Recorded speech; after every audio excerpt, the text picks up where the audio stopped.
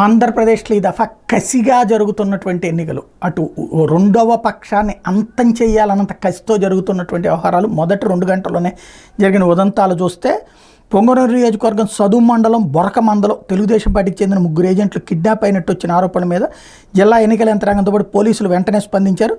ఈ విషయాన్ని ఎన్నికల అధికారి ముఖేష్ కుమార్ మీనా చెప్పారు. కిడ్నాప్ అయ్యారని ఆరోపించబడినటువంటి తెలుగుదేశం పార్టీ ఏజెంట్లని పోలీసులు పీలేరులో గుర్తించి వాళ్ళని వెంటనే విధులకి హాజరుపరిచారు. సదుం మండలం బోరకమందలో 188, 189, 199 కేంద్రాల తెలుగుదేశం పార్టీ ఏజెంట్లు పోలింగ్ కేంద్రాలకు వెళ్తున్న సమయంలో వైకాపా నాయకులు కిడ్నాప్ చేసిన తెలుగుదేశం పార్టీ జిల్లా ఇన్ఛార్జి చేసినటువంటి ఆరోపణతో వెంటనే స్పందించిన పోలీసులు చర్యలు తీసుకున్నారు.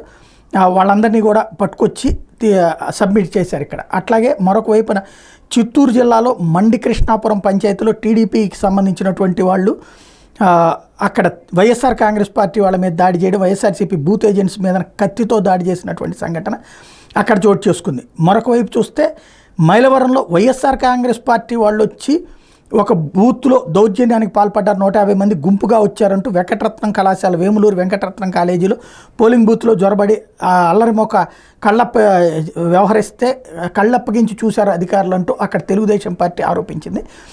క్షణక్షణానికి ఒక్కొక్క అంశాన్ని తెర మీదకి తీసుకొస్తూ ఎవరికి వాళ్ళు లెక్కలు చెప్తూ ఉన్నారు. దాంట్లో ఎస్పెషల్లీ దర్శి నియోజకవర్గం బూత్ దగ్గర వైఎస్ఆర్సీపీ సభ్యుడి మీద దాడి చేసేందుకు టీడీపీ వాళ్ళు అంటూ ఒక ఆరోపణ.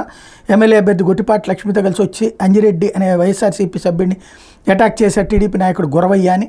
అట్లాగే ఇట్లాగ వరుసపెట్టి ఇన్సిడెంట్స్ తొలి 2 గంటల్లోనే నమోదైనటువంటి నేపథ్యంలో పూర్తిగా అప్రమత్తమైంది ఎన్నికల సంఘం.